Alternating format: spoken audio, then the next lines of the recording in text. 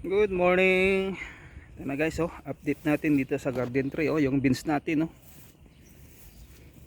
Sa lakas ng hangin, lakas ng ulan, ayan ang itsura, Tingnan nyo ang bulaklak, konti lang.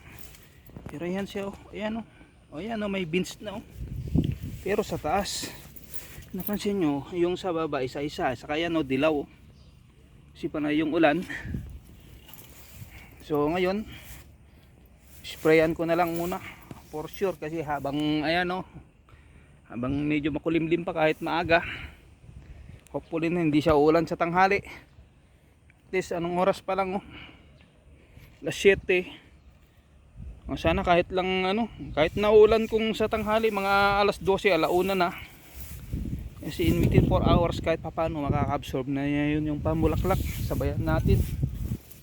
Ayan, yan ang mga kanyang bulaklak, Kung napansin nyo sa baba wala masyado. Kasi nga yan, marami siyang damo.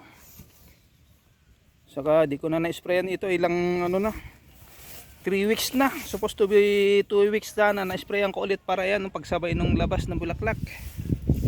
Pero ayan, lilinisin pa natin, pero unahin ko muna sprayan para at least kahit papano madagdagan pa yung kanyang bulaklak. Kasi pa na yung ulan, mostly ang ulan nag-umpisa sa mga alas 11, alas 12 ganun. Pero ngayon naman ayan, medyo makulimlim lang, hindi siya totally maliwanag, pero hopefully na Saka yan guys, nandito may mga bumblebee. Ayan, yung yan, yan. Yan, may bumblebee. Yan ang maganda. Madaling ma-pollinate yung kanyang bulaklak. Sprayan ko ng pamulaklak ngayon na. Yan yung squash natin, ready for harvest na yan. Kaya lang murang-mura muna, murang-mura na. Kasi yung mga iba na nakauna, saka panay ang ulan, marami pang stock. So mga ganyan talaga rito, pag maraming stock, siyempre medyo mura-mura konti kasi panay ang ulan. So guys, update lang to. Ito yung garden tree na beans natin. Yung sa tanim ng bayaw ko doon sa backyard, mas mas may mga bunga sa baba. Dito sa amin wala,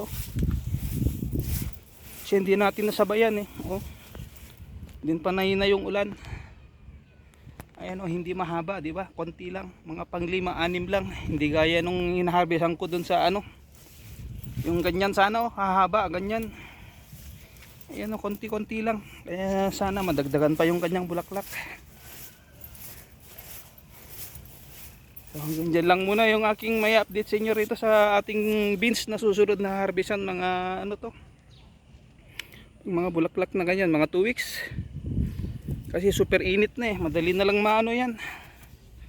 Nasa 2 weeks or 3 weeks pag mag-harvest na rin tayo rito, mga tamang-tama na papatapos tayo dun sa garden 5. Yan, maagang-maaga, malakas na yung hangin.